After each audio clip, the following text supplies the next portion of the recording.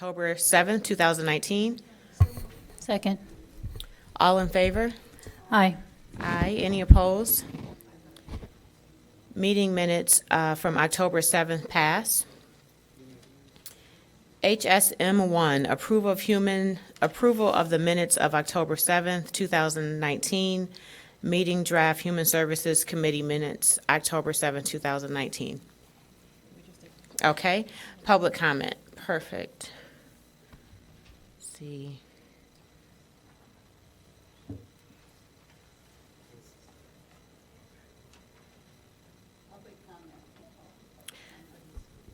HS1, Resolution 136R19, calling for a treaty on prohibiting of nuclear weapons. Alderman Ravel recommends City Council adoption of Resolution 136R19, calling for a treaty of prohibiting of nuclear weapons. This is for action. Yeah, if we just introduce it. So I move approval of the resolution. Second. Thank you. And we have a handful signed up for public comment. We're going to start with Robert.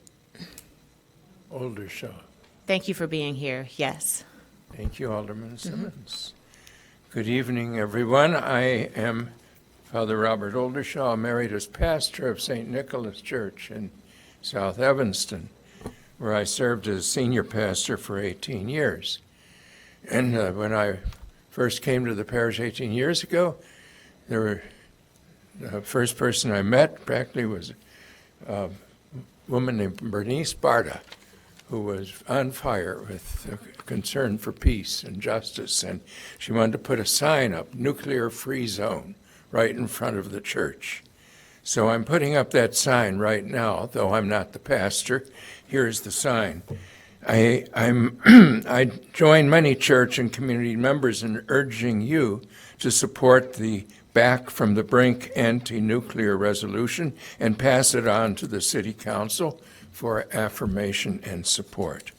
You know, something I value greatly about our Evanston community is the willingness to go out to the edge, willing to be a pioneer and a trailblazer. You know, as in determining to provide reparations for the horrible and ignominy of slavery. So I deeply appreciate our community's firm commitment to justice and peace.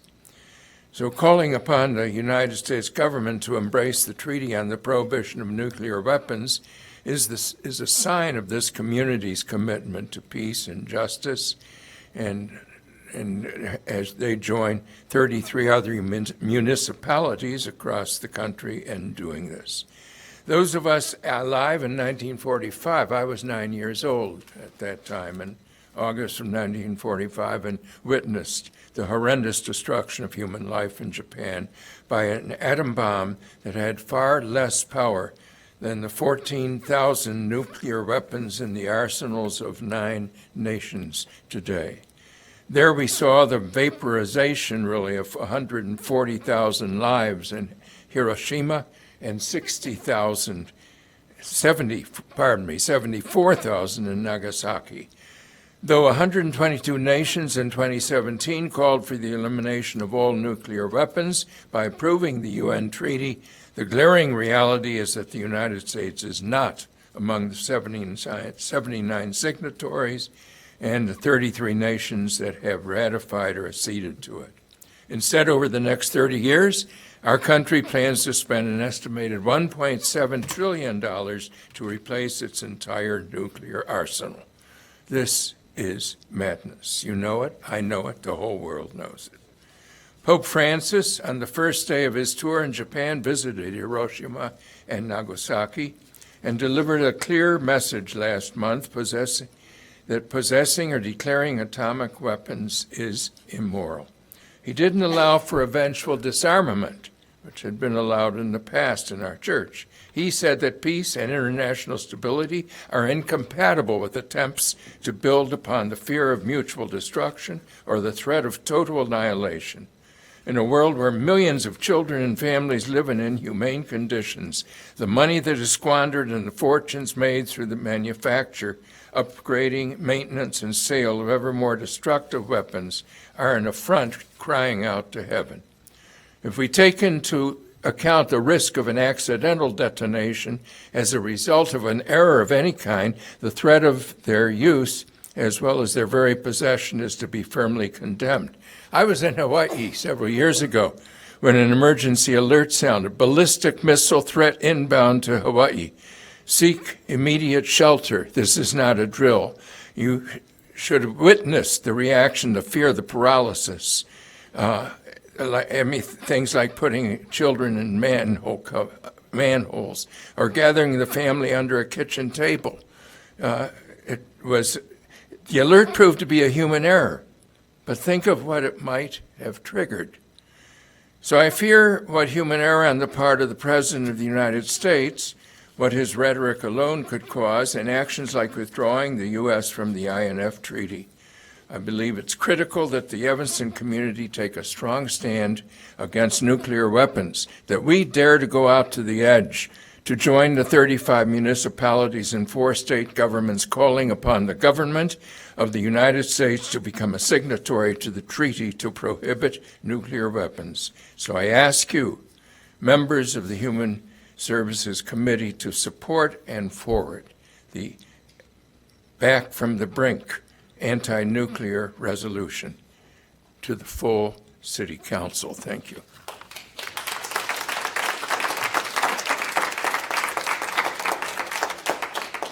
Thank you, sir, for your comment and for all that you do for the city of Evanston.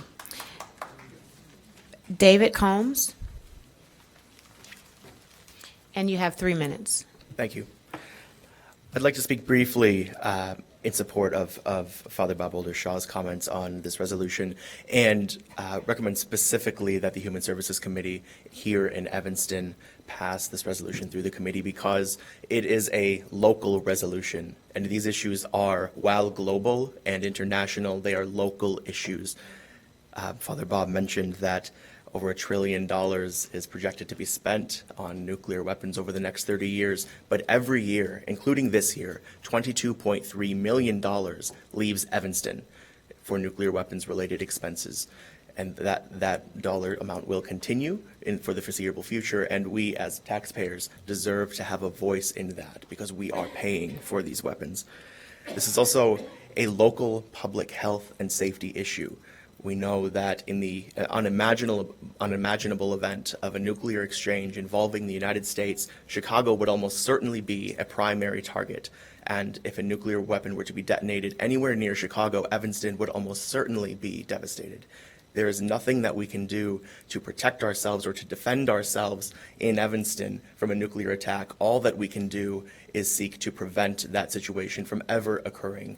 And our federal officials, our policymakers who make decisions about the future of nuclear weapons need to hear from us. They need to hear from Evanston, and they need to hear from the decision makers in Evanston. That is you.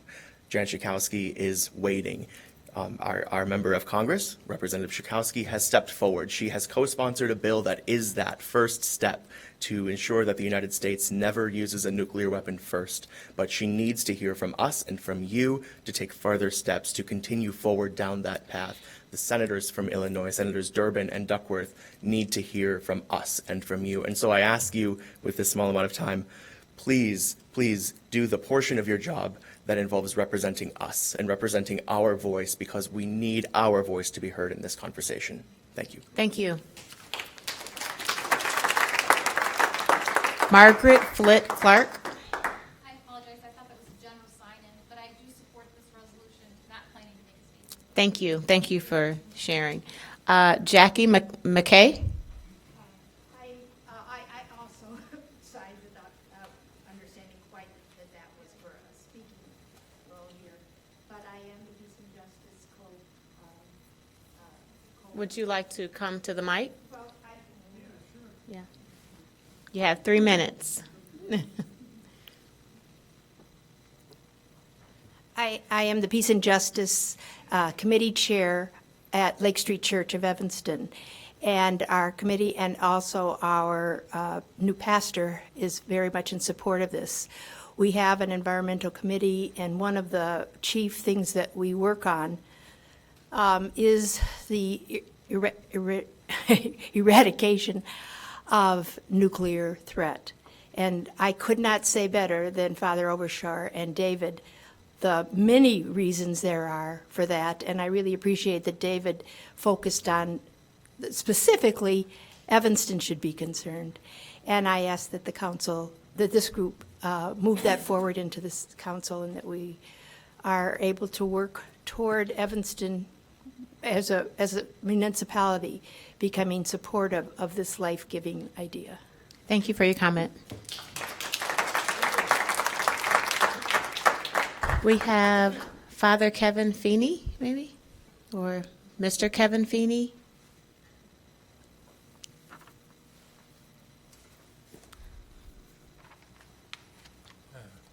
Good evening, everyone. I'm the Director Chaplain at the Shield Catholic Center at Northwestern, and I come here representing the community who is full bore behind this resolution.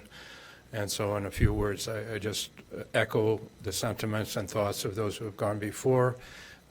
We want to be heard as supportive of this resolution. Thank you for your comment.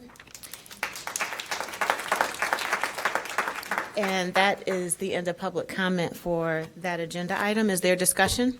Alderman Ravel. Thank you. And thank you to all the people who've come this evening to show your support for this resolution. Just for my colleagues, I'd just like to go over real briefly Evanston's really strong history over the years in support of efforts to promote lasting peace. In 1985, the City Council approved a resolution making Evanston a nuclear-free city. In 2008, Evanston joined the Mayors for Peace, a worldwide organization formed in 1982 with the goal of achieving lasting world peace.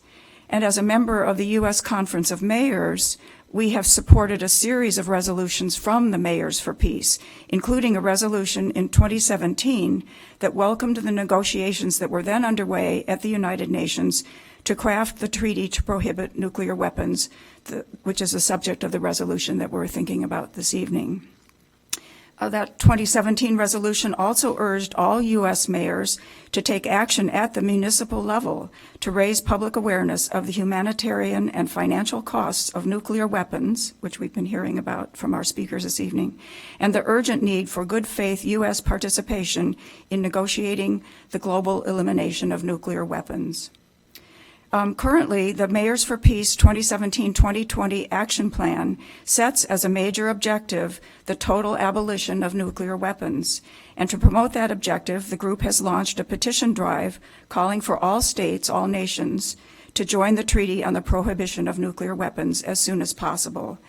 As noted in the resolution, 122 nations have already approved that treaty. And since this resolution was drafted, just late last month, another country has signed and ratified it, so we now have 80 signatories to the treaty and 35 that have ratified it. So there's definitely momentum around the world, and it's important for us to get behind that. So I urge my colleagues on the Human Services Committee to add Evanston's voice to the call for the United States to embrace the Treaty on the Prohibition of Nuclear Weapons.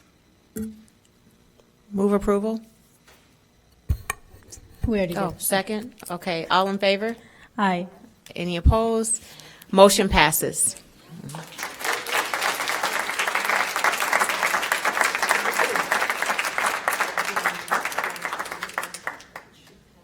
HS2, 2020 Human Services Committee meeting schedule. Staff recommends approval of the proposed 2020 Human Services Committee meeting schedule. It's for action. Second. Any discussion? Alderman Ravel? I guess I'd look to staff to see whether the January 6th date is a reasonable one. I think, is that our first day back in, with city staff back in business and everything? Is that a reasonable deadline, okay? Meeting date? We've not heard that that'll be a problem. Okay? Are we changing it, or If it's not a problem, then we're fine. there's been no feedback that there's a problem? So we'll keep it as is. Any further discussion? All in favor? Aye. Any opposed? 2020 Human Services Committee meeting schedule passes. Items for discussion. Alderman Fleming, will you take that? And then we have one public comment. Yeah, item for discussion. Yes. Sorry. HS3 is the review of Evanston Police complaints and comments report. The staff recommends Human Services Committee accept and place on file the review of Evanston Police complaints and reports, and there are, I believe, 4 of them. So this is for just review and place on file. I do have a couple questions for We staff. have one public comment. Oh, We'll do sorry. that first. We have Ms. Betty Sue Esther.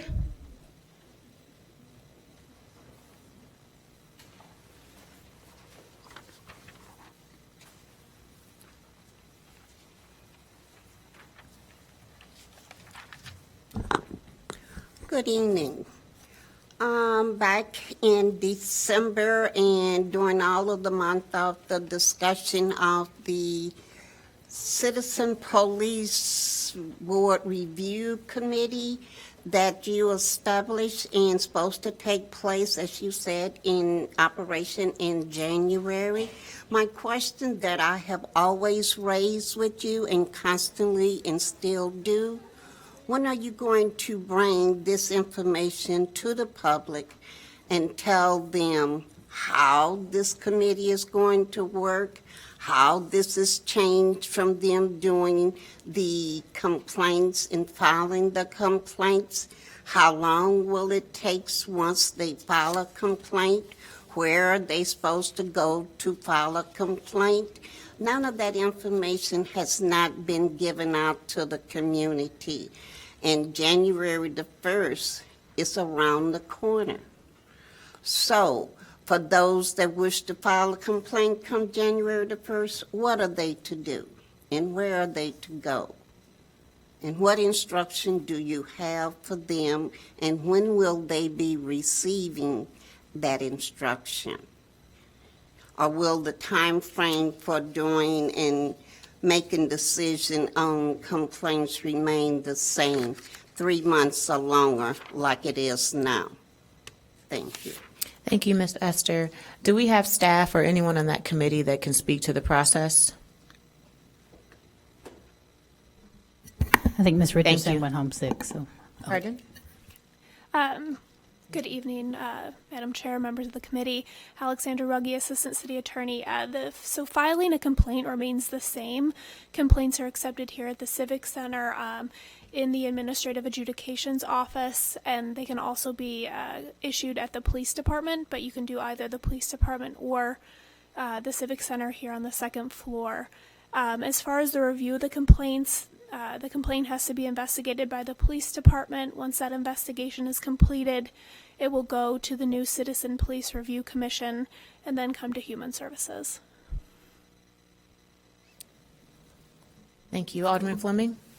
Yeah, I didn't see you, Alex, I'm sorry. I was going to say that probably would be a good idea if maybe in our January meeting, staff can come here and just present what the new information is, even if there's some stuff the same, I mean, even just having a different name. So I was going to address Ms. Esther that the new application is up. However, and looking at our boards and commission page, I am not positive this is the new application. So can you also look at that, Alex? I thought the new application was coming out on this last week. So I did speak to Kimberly Richardson today about it, and I thought it was going to be released today, but it should be released probably tomorrow or the next day. Okay, so maybe we can give an update for all that in January. Absolutely. And then I have a couple questions about some of the complaints.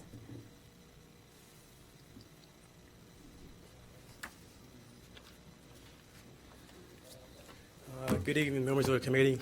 Sergeant Hart, Office of Professional Standards. Okay, thank you. So one, also in regards to what Ms. Betty Sue Esther said, and I think I talked to you about this too, I realized that we canceled this meeting several times, and then sometimes you have a hard time getting quorum at the police review, because I noticed some of these are from like back in May. And so hopefully as we get a new board in play, we can get these, looked at a little earlier so citizens understand that they're not waiting maybe 6 months for their complaint to come to us. And I know you're working on that. Yeah, that's correct.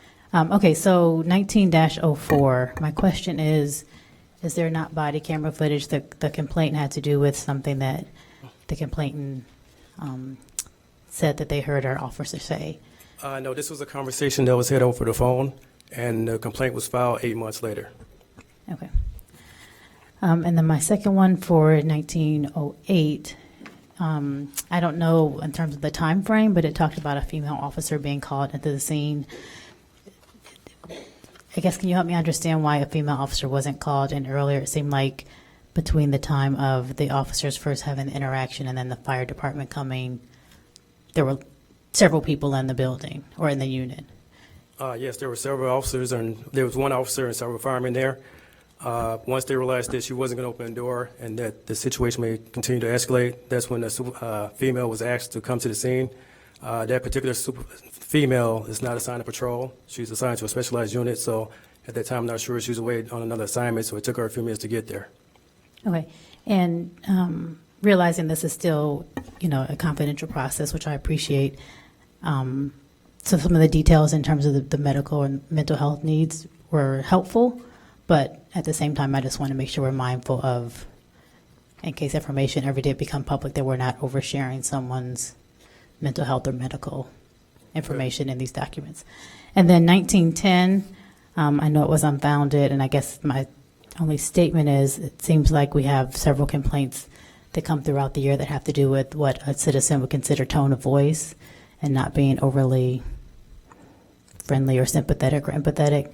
So I know that that's something when I went to deployment the chief talked about, but if we can just continue to, although it's not a rule violation, if we continue to talk to our officers about the way in which the tone of voice in which they speak to the residents, I think that would go a long way in helping with police community relations. All right, that's something that we'll continue to stress with the officers. All right, thank you. I don't know if you guys are aware, but Commander Leaks retired recently, and Sergeant Warren is going to be filling that void for now. He's going to introduce himself. I am Sergeant Aaron Warnick. I was recently assigned to the Patrol Division. As of today, I started as a sergeant in Office of Professional Standards, so I'll be working with Sergeant Hart, assisting him. I've worked here for 14 years, and I was in Mundelein for 3 years prior to that. I've had all kinds of assignments at the police department, and I look forward to working with Sergeant Hart. If you have any questions for me, please let me know. Congratulations in your new role. Thank you, I appreciate it. Any further discussion? Did we have a motion for approval to, I move that we accept and place on file. all in favor? Aye. Any opposed? HS3 passes. Thank you. Any items for communication? May I have a motion to adjourn?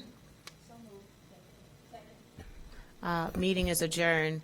Planning and what do we have next, actually? I'm sorry. AMPW? At what time? Okay, Administrative and Public Works Committee will start at 6:45.